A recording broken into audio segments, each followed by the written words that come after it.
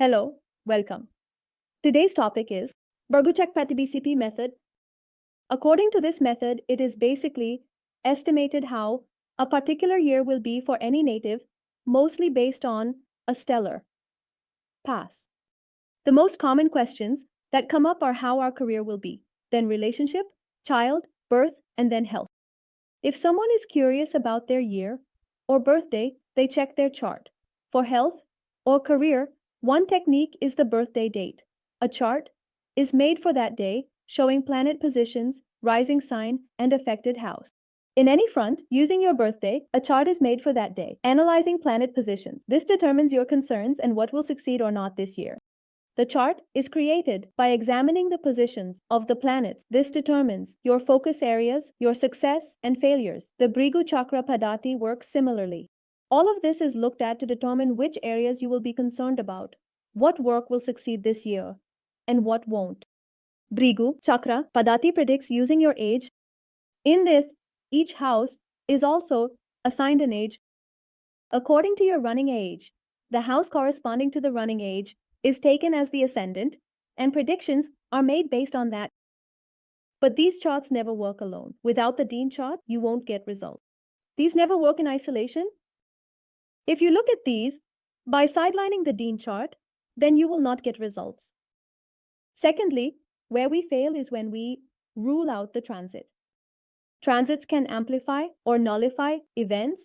Discussing reading the Bhrigu Chakra Paddhati and transit impact. Today we'll discuss how to read the Bhrigu Chakra Paddhati, how transits impact it, and which house will have a greater impact on the year, and which house won't yield results. We will talk about all those things. Bhrigupati.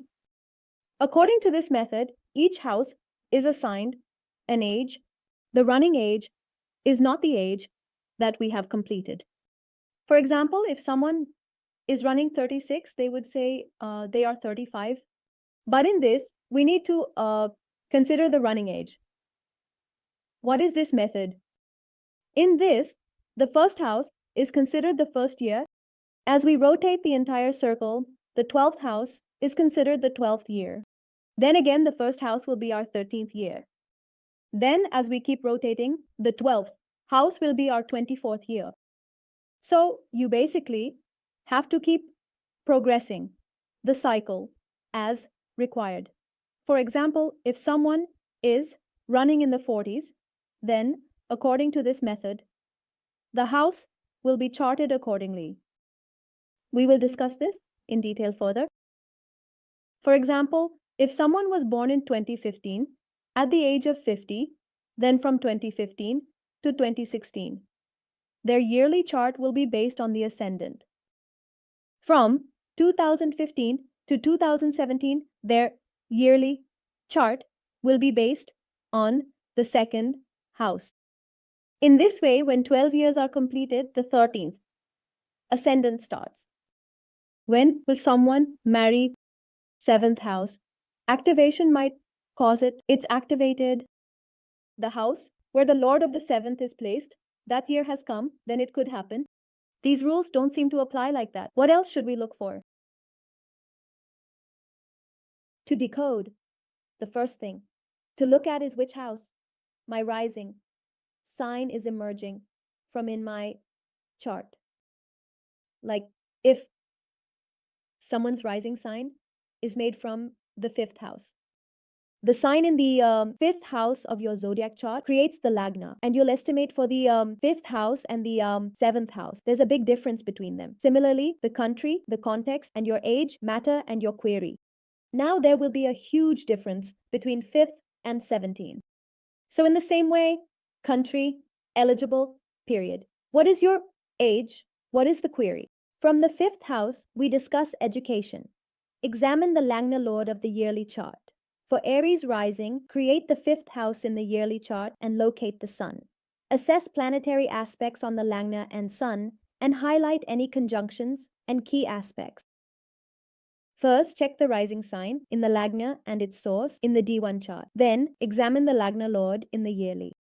The second thing we will look at is the lagna lord of our yearly chart. For example, if someone has an Aries rising, we will create the fifth house in their yearly chart and see where the sun is in that chart. After that, we will check how the planets aspect the Lagna, how they aspect the sun, and whether the sun is in conjunction with any planets. If there is a conjunction, we will highlight that, along with the more important aspects. After that, we need to estimate the overall quality of the chart. How we usually look at the chart? Benefic planets in the center and try and show rewards. In the yearly chart, if there are only benefic planets in the center, they indicate a type of support system. Benefic planets in the trine indicate rewards that is due to good deeds from past lives. You might receive some kind of reward or recognition. After that, if we look at the benefic planets in the 3rd, 6th, 10th, and 11th houses, this means that it will be a year where you will have to show qualities like stress, management, and determination. You will be able to say no to anyone required. Now the thought process should ideally be clear. If there are planets there, they should be natural benefic planets and they should not be afflicted. And if they are malefic, they cause some kind of trouble. After that, we check how strong the Lagna and the Lagna Lord are. If the Lagna Lord is in the 9th or 10th house, year looks good. But if afflicted, health issues. Ujli says that this year will be a good year. But if Lagan Laut is afflicted, then there will be challenges in health and some kind of problem may arise. It is also mentioned, after that, you need to pay attention to whether there is any particular house or planet that is also affected in the birth chart, and you feel that it is also being afflicted in the yearly chart.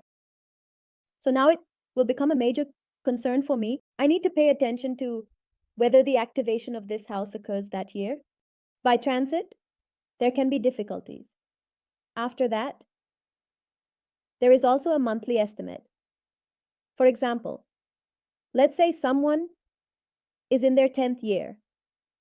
The running year is the 22nd year, and the queries are mostly related to their career. So we are estimating by making the 10th house, the Lagna, and their date of birth is 7th August, 1990. We have made the Lagna according to the 22nd year, so 7th of August 1990 to 7th of September 1990 will completely define the 10th house for me. After August, I will look at the month of September from the 11th house. So in this way, you can also calculate the 12 months and see how they will go. But in this video, we will only concentrate on how the year will go. As I have also written, if someone is in their 15th year, then the 3rd house in the D1 chart represents them. So we will look at the very first month of their birth from the 3rd house. The following month will be analyzed from the 4th house. Now, after understanding the chart, let's see how to calculate the events. First, you need to check. For example, if Leo is rising, then who is sitting in my ascendant? Let's assume in the ascendant, you need to know whether Saturn is sitting there or Mars. For Leo rising, Mars is the Yoga Karaka planet. Even that is a natural malefic. It is expected that that year could be a good one. If Saturn is sitting there, then health issues, concerns about shoes, stress, and such matters can be mentioned. After that, which house my ascendant lord has gone into? How is its association with the planets? Those things will matter to you in that year. Those things attract attention. So first, who is in my ascendant? What is the association of my ascendant lord? And what is its strength? Based on the starting promises we saw in the LD chart, we are moving towards predictions or analysis that these are the things that could happen this year. After that, the events we are confirming need to be looked at through our normal dasha system as well. We will not ignore the birth chart. In the birth chart, if a dasha is indicating something like in the jelly chart, my ascendant lord is in the 4th house and my mahadasha or antardasha is also commonly indicating the 4th house. Then I can comfortably understand that some events related to the fourth house could be good or bad. And as I mentioned earlier, the fourth house also indicates the fourth here and the 16th here. So, who differentiates this? Transits differentiate this. Transits are an important aspect of the BCP method. So, how will we look at transits? Basically, we need to see this in the Rashi chart, in the natal chart, and in the yearly chart. We need to check where my D1's ascendant lord is. For example, if Aries is rising, then we will look at where Mars is transiting. In the Leo rising that I created in my yearly chart, that house will be important for me. Then I will see where the sun is transiting from. And Mars, which is the ascendant, lord of my D1, and also the ascendant, lord of my yearly chart, I need to look at its transit in the yearly chart to see which house or house lord it activates by transit or any such. House or house lord that is commonly impacted by both the D1's ascendant lord and the yearly chart's ascendant lord. Now that house can completely give its results. If the Lagna lot of the yearly chart gets associated by transit with the Lagna lot of D1, then a kind of key is obtained for the Lagna lot of that year. Now I can do my work. Well, the sun's transit is associated with Mars. This transit suggests a potential childbirth or event related to the fifth house. We need to see where my D1 and yearly charts ascendant lord are transiting. So, from this transit, we also understand that there could be a childbirth or any event related to the fifth house. So basically, we need to see where my D1 and my yearly chart's ascendant lord are transiting, which houses or house lords are forming associations. The second thing is that if the ascendant lord of the yearly chart meets the ascendant lord of the D1, he completely activates his D1 lordship. What did we say? We need to see where my rising sign is coming from in relation to my D1. If it's the sixth lord or the eighth lord, then it will completely bring the events of that house in front of me. Now it's not necessary that there will only be bad events related to the sixth or eighth houses. We also need to consider the aspect. What do we need to look at after that? After looking at the transit in the yearly chart, we will also look at the transit in the natal chart. Where is the ascendant lord of our yearly chart transiting? In the D1. It also activates that house. Now will it activate the houses of its natal chart more, or will it activate the transits of the D1 more? That it completely depends on what my main and sub periods are saying and which houses my yearly chart is activating. After that, if there is any event related to my D1's fourth house, then it involves my D1's fourth lord. If it associates with the ascendant lord of the yearly chart, then that event can also happen. So I have taken the house lord from where I have taken it from the D1, and where I have taken the ascendant lord, I have done the yearly chart. Where should association between these two be? If there should be a transit, then the event can happen. Now this event will show its results more profoundly. If their association is also in the natal chart and it happens in the transit. If the association is in the transit but not in the natal chart, then this association is very weak. It won't be that fruitful. The association from both sides gives results for any planet. After that, we need to look at the house-to-house association. When the D1 lord and the yearly chart lord meet, the yearly chart lord fully functions, it works. If any house lord, like D1 second lord, meets yearly chart second lord in transit, it activates the second house. It can perform its work. In the same way, if any house lord, like the second lord of the D1, meets the second lord of the yearly chart in transit, it activates the second house. If the third lord of the D1 meets the third lord of the yearly chart in transit, then events related to the third house can occur. In the same way, if any house lord in the yearly chart looks at its house, it activates it. So first of all, we have looked at the transit. We examined the Leo chart and the ascendant lords of the D1 and yearly charts. The yearly chart's ascendant lord performs well. We then check its movement and associations in the natal chart. So the yearly ascendant lord performs well. Check its natal chart position and associations. After that, we move on to the natal chart, where we observe where the ascendant lord of the yearly chart is moving, and if it is making any associations. Any house lord, D1 chart aligns with yearly chart's ascendant lord to activate. Then he activates his emotions, just like the image of the ascendant lord of the yearly chart was near the ascendant lord of the D1 chart to activate it. The associations of other houses in the D1 chart, such as the second lord, third lord, and fourth lord, can also substantiate events with the ascendant lord of the yearly chart. So basically, we are talking about the comparison here. What is happening in the natal chart, in the yearly chart, and in transit can seem a bit confusing, but it will become clear after looking at the example chart. Never forget the general rules. What are those rules? What is the strength of any house or lord during transit? Fifth house rising, many kids, sun afflicted, weak ascendant, unhappy, Ashtaka scores.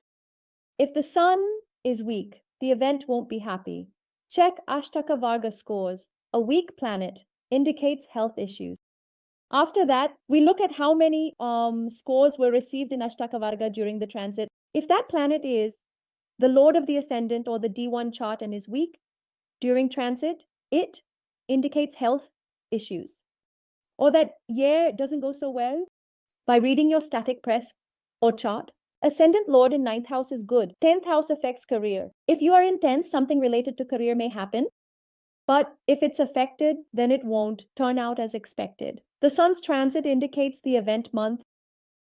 After that, the sun's transit tells us what the month of the event could be. For example, we expect that something should happen related to the 4th house.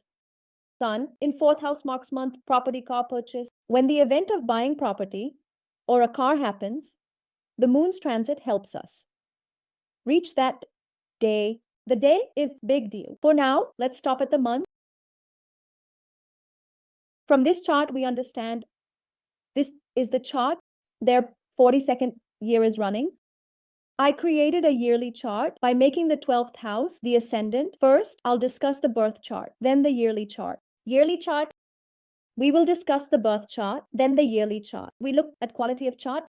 I noticed that my ascendant lord is in the 12th house. It's debilitated and associates with Rahu, and there are no other planets to look at. Even in F, I give Venus this benefit that it is in its friendly sign. And Rahu will at least uplift the material significations. I found the quality of the chart to be good because there are only malefic planets in the center. One, the moon has become afflicted. The moon is in Shlesha and it is aspected by Saturn. My yoga karaka is in a difficult position and it is not forming a connection with me. So like a decent chart. Then I move on to the yearly chart.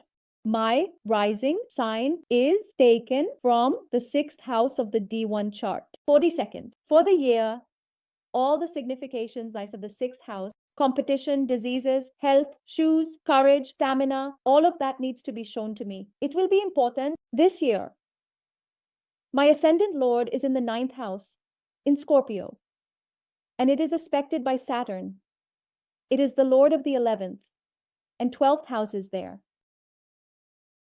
Okay, Venus is aspecting me. My ascendant is sitting in the 7th house, and it has a debilitated Venus.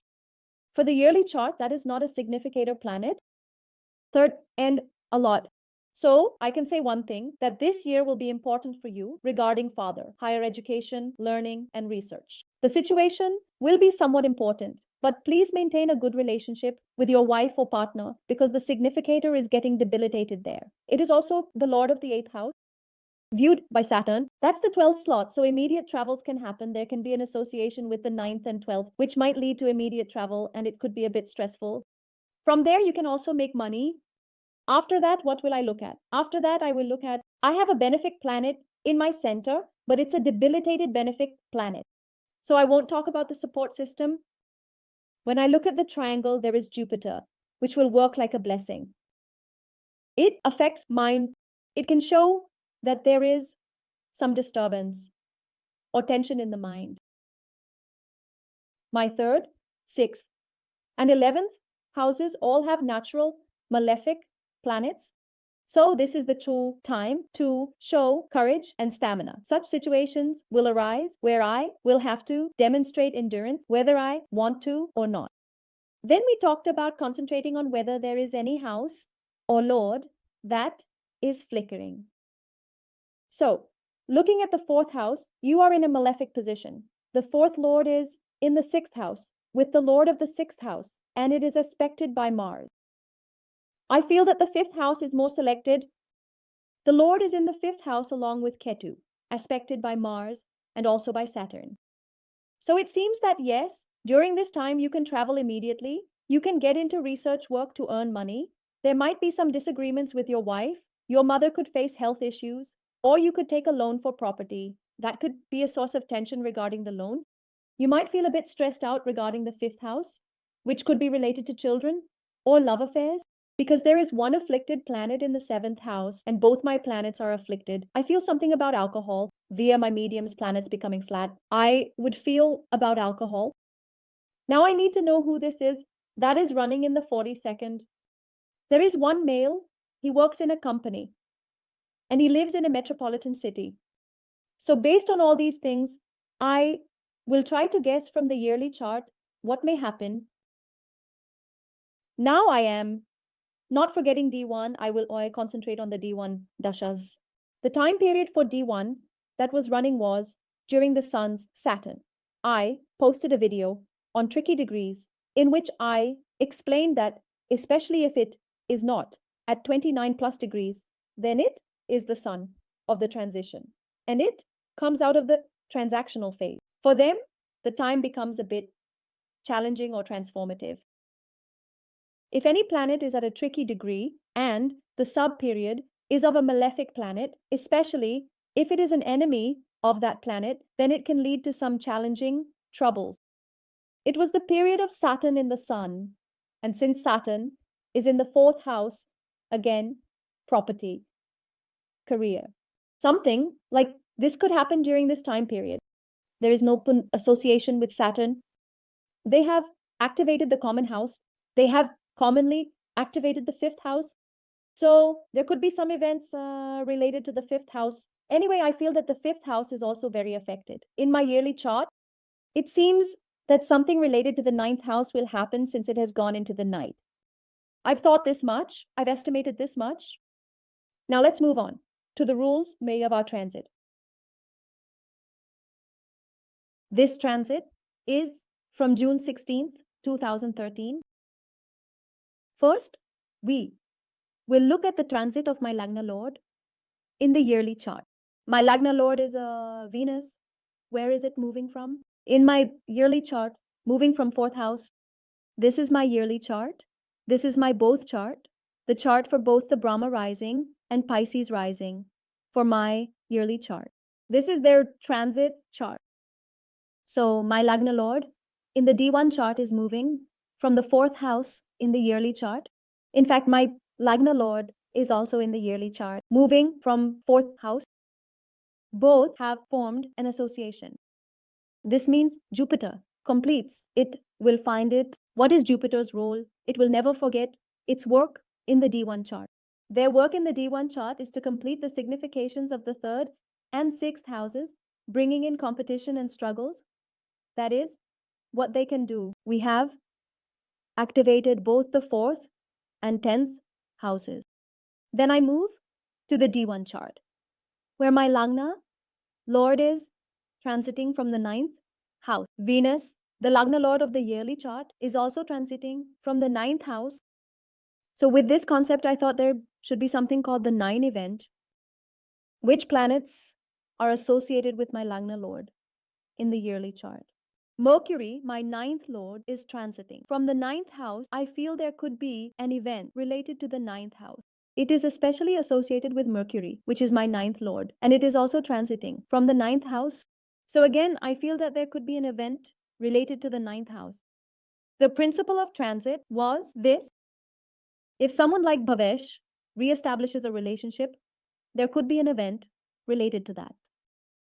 In this chart, Mercury, the fourth lord, is also in the fourth house.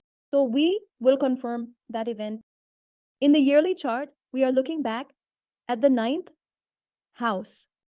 There could be an event involving the fourth and ninth houses. Then we talked about whether there are any two lords in the D1 and yearly chart that rule the same house and can have an association. So the first house has been activated. The third house has been activated because of the association of Jupiter and Venus by transit, and the sixth house has also been activated, and the sixth is rising as well, because Jupiter is also associated with the Sun in this transit.